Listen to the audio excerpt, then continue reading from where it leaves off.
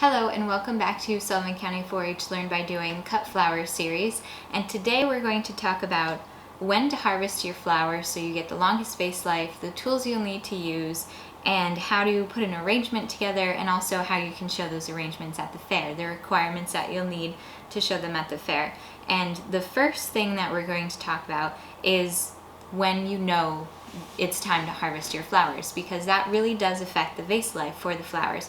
We want them to look like they're in their prime during the vase, but we also want them to last a long time. So a good rule of thumb, it does vary from variety to variety a little bit, but a good rule of thumb to keep in mind is generally if you harvest a flower when they're a third of the way to half of the way opening, that is a good time to take most flowers, because it's before the pollinators have gotten a chance to get to them. If you harvest them afterwards, they'll look beautiful for a day or two, but they won't last in the vase very long. And if you do show them at the fair, they get evaluated on Wednesday, and you want your flowers to last all the way to Sunday so people can see them and see your full arrangement without having to remove some flowers that have faded. So that is really important. And I have a couple examples of some overripe and some underripe ones, and then your ideal ones. So some of the flowers that I'll be working with today, because I didn't want to waste them, aren't going to last very long in this vase, but this is so that I can show you when you should be harvesting your flowers. So let's start off with this sunflower. So you can see that this sunflower is overripe.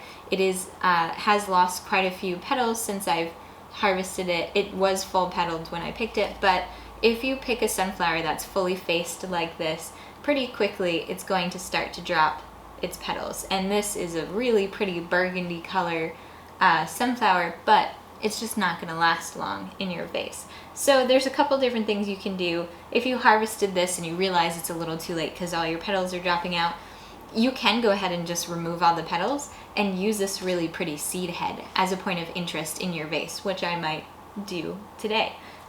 Be creative with some of your filler and some of your texture options that you put into your flower arranging, because this could be a really pretty centerpiece just in the seed head itself, even though the petals are also beautiful color.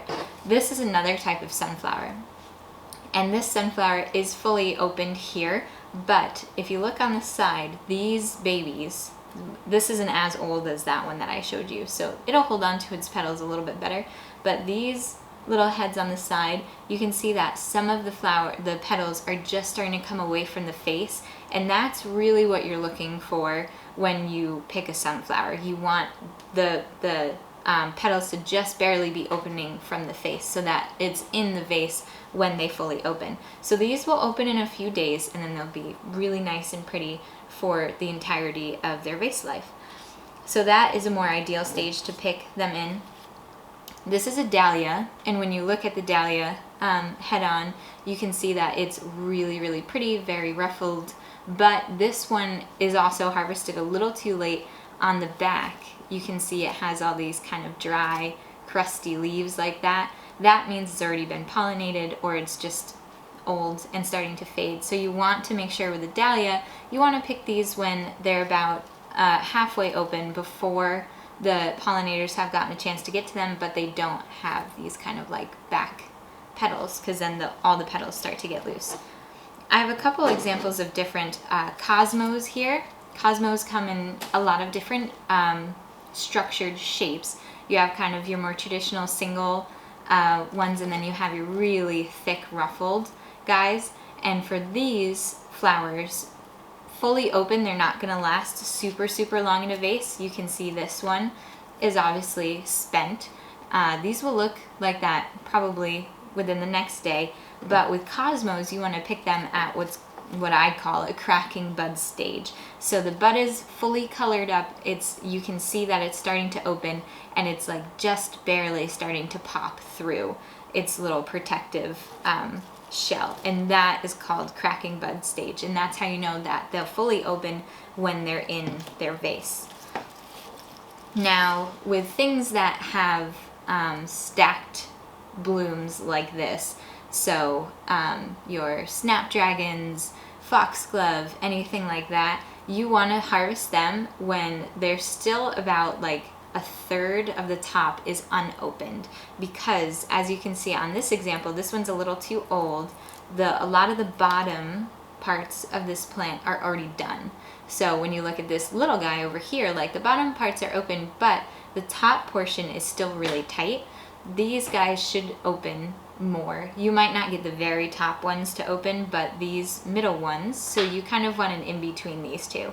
Like this one is just a hair too young, but this one is too old, so that you get the most vase life out of them, because the pollinators, obviously these open at different rates, so the pollinators are going to take the lower ones first, and those aren't going to last very long in your vase.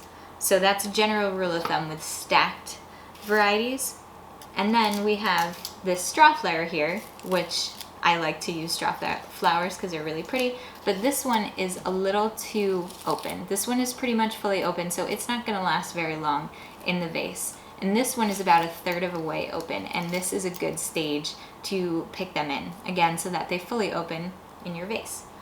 Now, with very popular ones to use like zinnias, there's a test that I like to do, and it's called the wiggle test, to make sure that they're good. So this zinnia, even though it has some bug damage on it, is actually too young to be picked. And how I know it's too young is if you pretend this is still attached to the plant, like this, if you take the base and you wiggle it, you see how much movement that the face of the flower has. It's like flopping around everywhere. It's really wonky.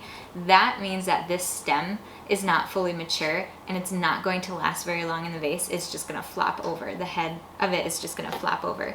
And then if you take this zinnia, for example, it's super straight, it looks really straight, and then if you pretend this is on the plant, you see how it's really stiff and it's not flopping around. That is the kind of zinnia that you want to pick. Of course, then you want to look to make sure there's no bug damage on it, but you want to do the wiggle test with these guys to make sure that they're ready to harvest.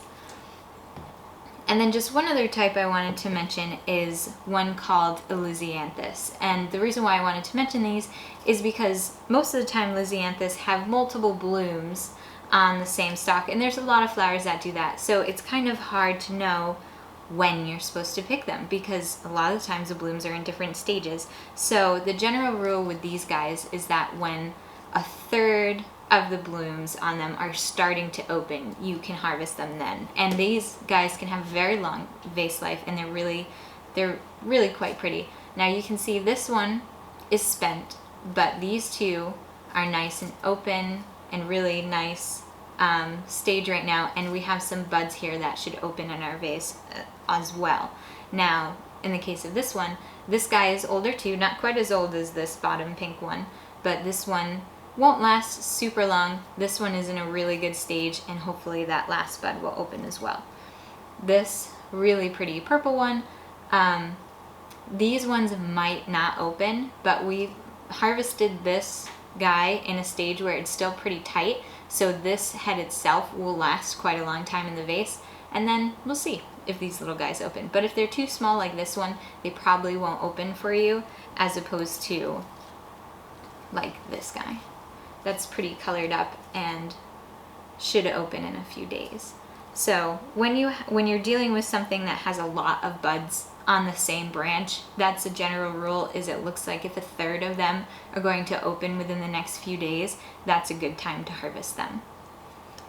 And then when you're harvesting anything like your filler flowers, they usually have a little more stalk to them. It's something like a raspberry or astromerium, something like that, that has a little more of a woody structure to it. You want to pick those stems when they're stiff, kind of like the zinnia. You can do a little wiggle test. You don't want to pick them when they're still flopping all over, because they just don't have the structure to stand up to being in a vase for very long. So they're going to flop after a little while in your vase. Now, important things to keep in mind when you're harvesting flowers is it's best to harvest them either early in the morning before it gets too hot, or later in the evening once it starts to cool off. You don't want to pick them during the hottest part of the day, because the plant is already a little bit stressed out when you do that, and then if you go and you chop it off from its main source of nutrients and comfort, they tend to just get a little more shocky. You might be okay, but it's just another step that you can do to increase your vase life. The less stress you put the blooms through when you harvest them, the better. So that's something to keep in mind, is early morning or in the evening. So if you're prepping for the fair, you can harvest them the night before or the morning of. But the next step you want to make sure you leave yourself enough time to do is, after you harvest them, you should let them stand in water to really soak up and bulk back up and get through that shock period for a couple hours before you start arranging them. So you go outside, you need a bucket, that's a bucket of water with you that is clean enough that you should be able to drink out of, because if there's any kind of dirt or dust or any kind of gunk in the bucket, when you pick these flowers fresh, it's just going to end up in the base of their stem, and then they're not going to be able to drink water as well, and then they're not going to last in the base as long. So it's really important that you have clean, cool water in a bucket when you're walking around to harvest your flowers. And when you cut them, try to give yourself as much stem as possible, so when you find the flower, go down as deep as you can into the plant and cut it off. And that will just give you more material to work with. And then if the base part of your plant is a little weird, you have some room to trim it off until you find healthy tissue, depending on what stage you harvest it at. And you're just going to take them and put them directly into that bucket of water that you have, and that should also help them from going into shock. So once you harvest them, right into a bucket of water, and then you let them stand in a shaded place for a couple of hours before you start arranging them. Now, when you cut them, or when you recut them to put them into your vase, you want to make sure that you cut on an angle. And that is important because, for a few reasons. That makes more surface area on the stem so that they can soak up more water if they need it. And also, if your stem goes all the way to the bottom of your container, it helps make it so that the stem isn't flat to the bottom of the glass. If you were to cut a flower straight at the stalk, what could happen is that when it sits on the bottom of the glass, it can almost create like a little vacuum between the glass and the stem, and then the plant can't get any water or nutrients up into it, or can't get as much. So if you angle it, it not only increases the surface area that it can drink from, but it also helps prevent it from sitting on the bottom of the glass so that it can get water. If you get an arrangement and it's all of a sudden starts flopping and you're not sure why, try recutting the stalks and seeing if that helps them drink more. So you can do all of that. Another option that you can do to increase the vase life after you've harvested them, if you have any of those packets of flower food lying around from maybe a bouquet you bought at the supermarket, you can add that to the water as well. It's not necessarily needed, but it can help increase the vase life of your flowers. That's what it's made for. So you can mix that in before you start your flower arranging. And when you harvest flowers, if you can, it's best to have a pair of really sharp flower snips, is what they're called. Nice little ones. If you're harvesting something very woody, like if you want branches, you might need something a little stronger. But if you can get really sharp, nice, fine snips, that is best. You can also use very, very, very sharp scissors, but the reason why you need them to be sharp if you don't have snips is because you want to make sure that it actually cuts the flower and it doesn't crush the stem of the flower. If you use kind of more dull scissors or bulky scissors and you accidentally crush the edge of the flower instead of cutting it, then of course it can't uptake water either. So make sure that whatever you're using to harvest them is very, very clean, because you don't want to introduce any diseases or any dirt or anything to come up the stem like we said before, and are very sharp so that you can make a nice clean cut on these guys. So that is a general rule of thumb when you're harvesting flowers. And also, if you pick anything, this is just a PSA, if you have anything that you're growing in your garden that is in the euphorbia family, there are some flowers out there that are, you want to make sure that you know about that first, because they produce a white sap that is poisonous. So if you get it on your skin, it can cause skin irritation, it can cause rashing or blistering, and you especially, of course, don't want to get it in your eyes or your mouth. So it does help to know the varieties that you're harvesting, not only so that you know how long their average vase life should be, what stage you're supposed to pick them in, but also for things like if they have a toxic sap that come with them. And some plants do. So do your homework on your plants before you harvest them. And now we're going to get to the fun part, and we're going to make some flower arrangements today. I'm going to do two different ones. One is going to be kind of like a more subdued colored, kind of almost more fallish, and then the other one is going to have nice bright colors to it and just be a a nice pop of color. So in the fair, you can enter under flower arranging. There's 2 classes. You enter under the same class, but the measurements of your flower arrangings are a little different. So there's a miniature arranging and then a large arrangement. And your miniature one is no more than 12 inches in diameter and 8 inches tall, and then your large arrangement is anything bigger than that. So when you make your arrangement, you measure it and then see which class you fit under. And that's pretty much you have to provide your own vase for your arranging, of course, and that is all the regulations for making your flower arranging. So let's get started. So I like to lay all my flowers out so that I can see what I'm working with. And like I said, I'm going to try to make 2 different arrangements here if I have enough plant material. And I think I'm going to start with my more subdued one. So in an arrangement, I try to always keep in mind a thriller, a filler, and a spiller. And that's just kind of what I think about. So thriller is your focal point, something that's big and bold and colorful or really interestingly textured. So that's what I think of when I think of a thriller. And then a filler is kind of your fluffy stuff that is really pretty but doesn't necessarily distract from your focal point. And then your spiller is something that usually introduces movement to the arrangement. So it gives it a little interest, it kind of draws your eye in. It can be like a vine that you wrap around the vase or in front. I like to use clematis for that. It can be grasses that kind of spill over the top. It depends on the look you're going for, but I usually like to try to keep that in mind. So with this one, I think I am going to, because enough are missing off of this now, I think I am going to go ahead and just take the petals off of this guy, and we're just going to use a seed head.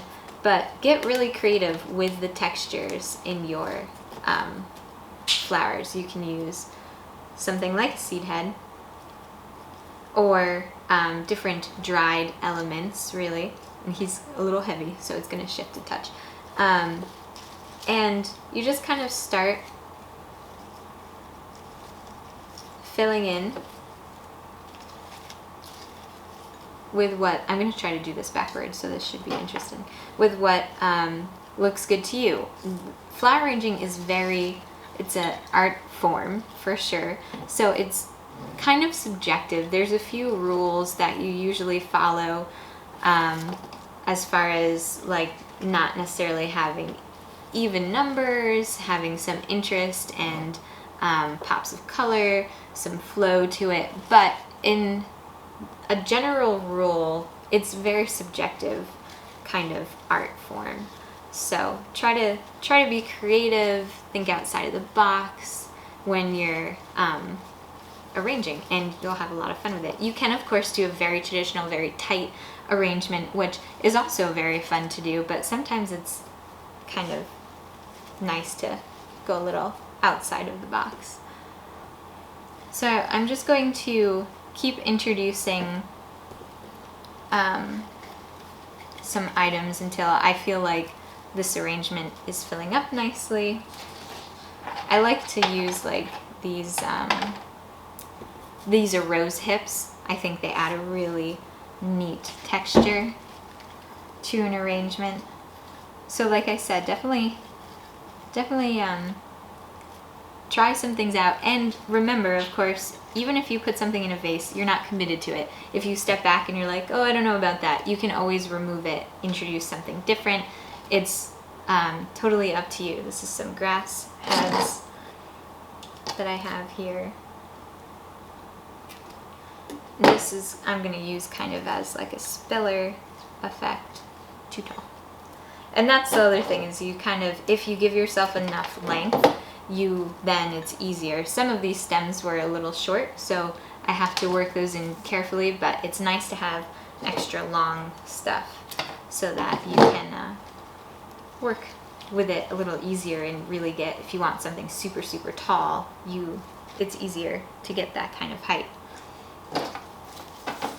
So I'm just gonna add these in sporadically. And making a bouquet usually is a little different than making a flower arrangement. I actually usually make those just right in my hand as opposed to in a vase. but that can be another class.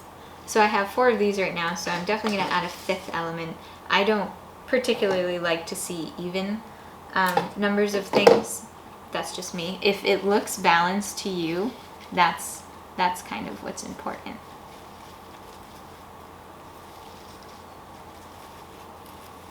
All right, and then another filler that I really like to use is Yarrow. It's just a very nice, bold plant, flower head, and they come in a lot of different colors. I primarily have white available to me, and it's kind of a nice alternative to like a baby's breath or a Queen Anne's lace, and it looks very fallish to me for some reason.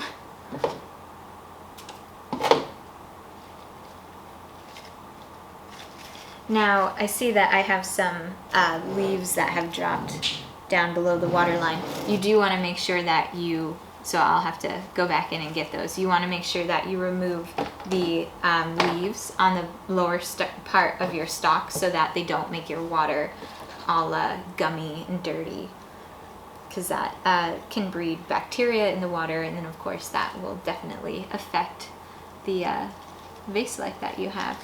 So I'm just trying to introduce different textures, different movement into this arrangement.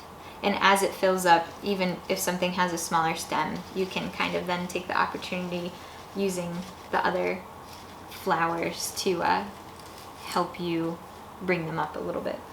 So that is always helpful. I'm going to give it a little bit of a turn so I can see what all is going on.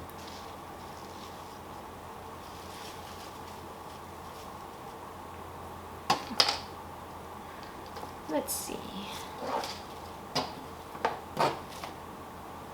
And this is, again, definitely, you can try to map out your arrangement, if you can, with at least varieties that you want to use, but you might change your mind once you start assembling it together. It might not turn out the way you think, but that is when creativity is really born, when you really start to adapt it to be your own style.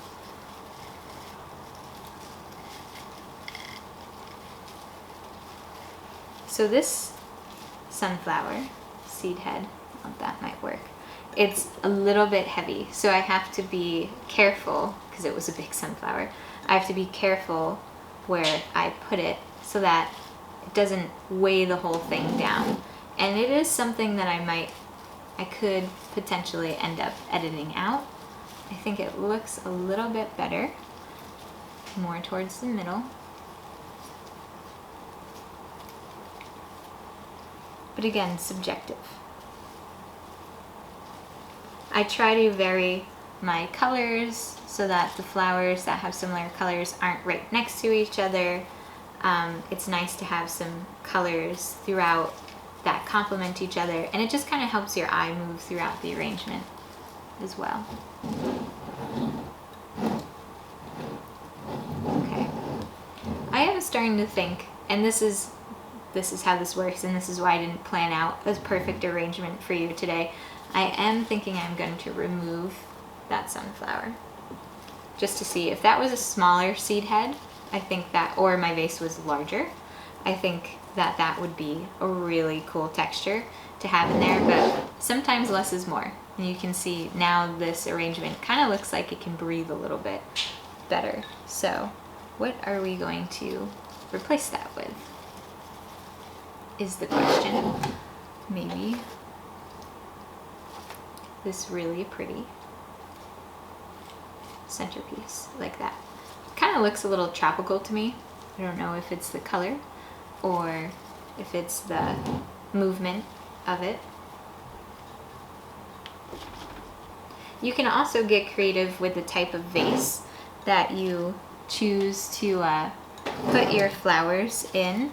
You can use like a milk serving thing. You can put them in a bowl.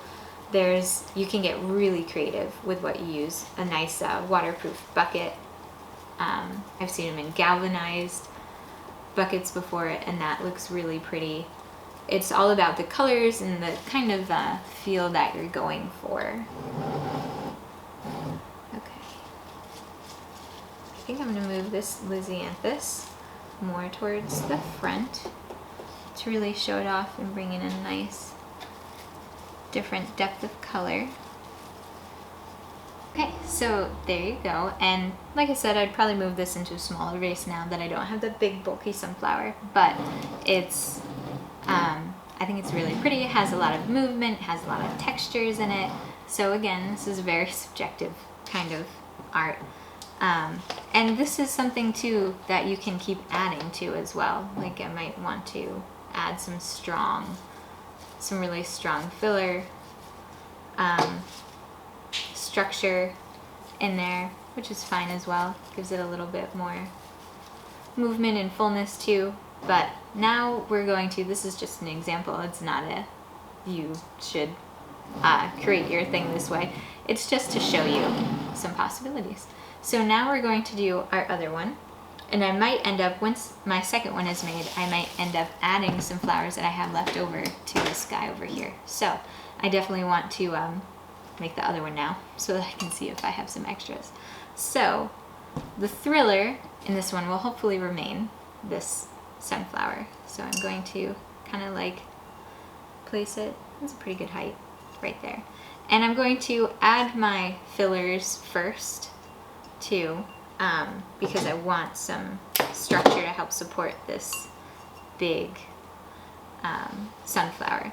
You can add the majority of your fillers in first, and typically I start with fillers so that they kind of bulk up the vase a little bit, but with a stem this thick, I don't want to have to try to put that through a bunch of other maybe more delicate stems like the cosmos or the Lizianthus. I don't want to break anything as I'm trying to introduce a sunflower, so I'm going to have that kind of in first.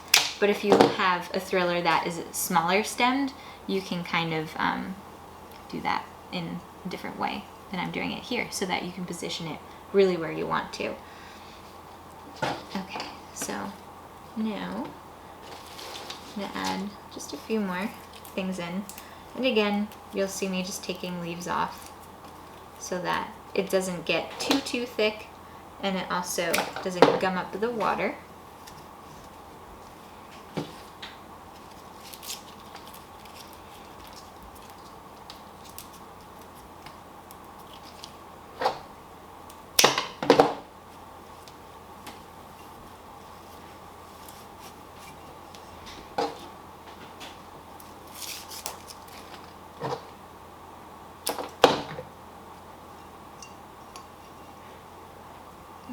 Nice texture already starting in there. So I think I'm going to take this little straw flower to complement the sunflower shape, kind of put that off to the side. I like that pink and that yellow together. It's nice and bright and cheery. And then I'm going to start with some of my more delicate things like my Lizianthus. Very pretty structured. I'm going to go ahead and remove this spent bloom on this pink one. And I'm not going to put that right next to the straw flower but kind of like off to the side so you can see them at the same time in a way, but not right next to each other because they are similar in color, but I'll use it to complement the straw flower's color. Okay, now some of these, because this is a smaller vase, I can probably get away with trimming some of these cosmos and placing them like that, as opposed to needing the height to leave them in a big stem. I'm going to take that spent bloom off.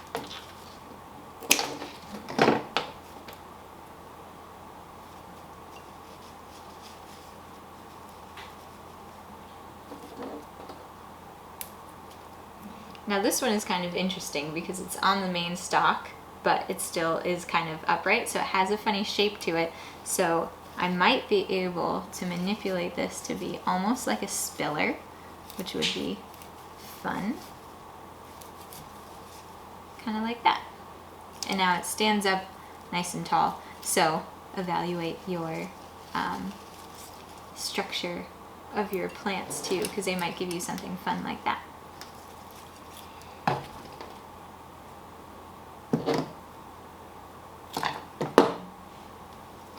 And I'm just gonna keep doing this, complementing texture, complementing color, and then these zinnias are going to give a really warm pop of color that is super pretty. They're kind of like a peachy color. Very pretty. And like I said, I want this one, this is the floppy stemmed one, so I'm not going to use him. But I want this arrangement to just be bright and colorful and happy. And I think it's a nice combination with the more pastel colors and then the bright, bright sunflower. This is why I wanted to put this in first. It's easier to kind of manipulate it in when it's already amongst the stems as opposed to trying to shove it in totally. Okay, I always make sure to have some kind of interest in the back, just so it looks nice from all angles. I do have this one lone grass left over.